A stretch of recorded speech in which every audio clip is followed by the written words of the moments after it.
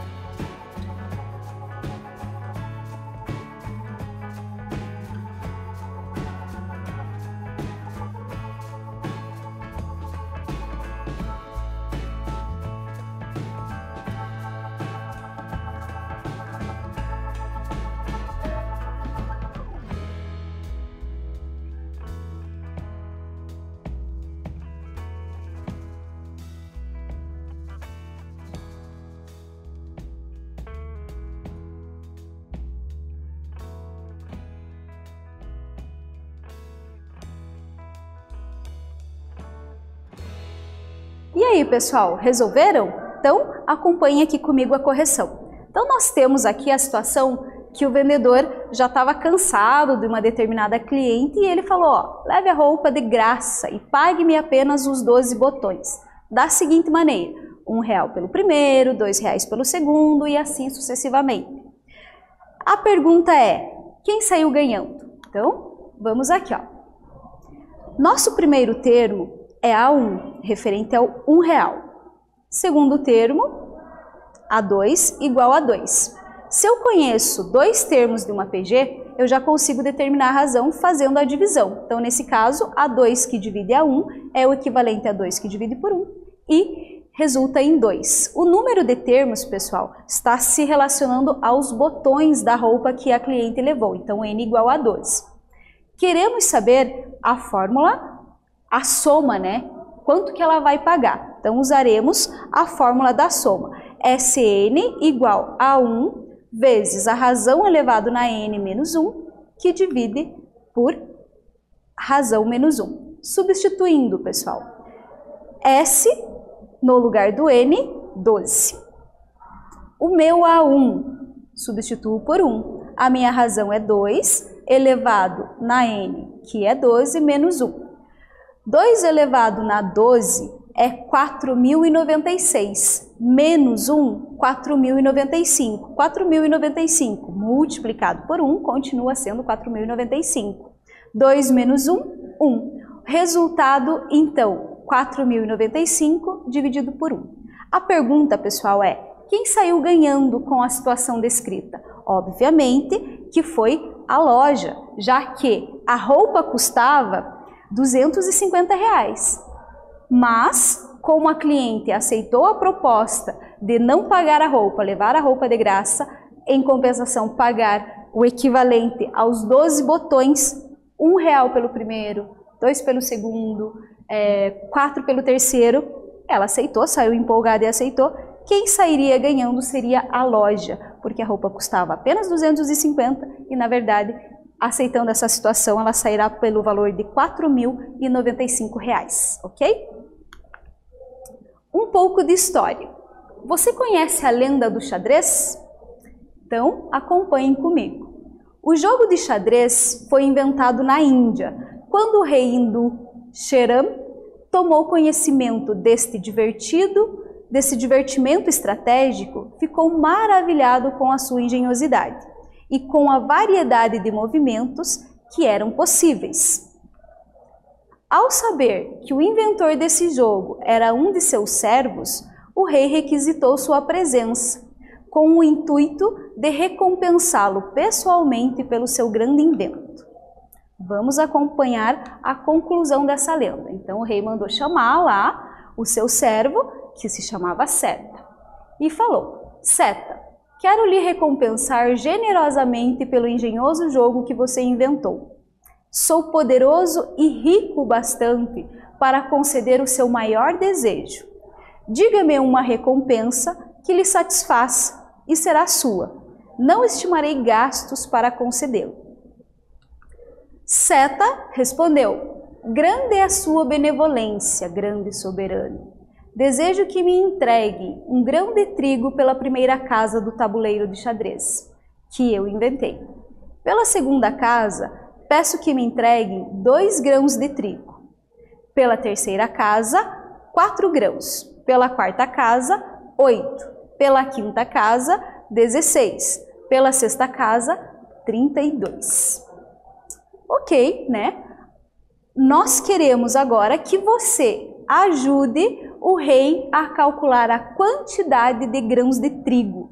Então, notem aqui comigo, pessoal, que nós iniciamos aqui nesse tabuleiro a situação descrita. Então, para a primeira casa, o servo desejava 1 grão de trigo, para a segunda 4 e assim sucessivamente. Já percebemos que aqui tem uma progressão geométrica, cuja nossa razão é 2. E eu quero descobrir até a casa 64, já que o tabuleiro tem 64 casas, né?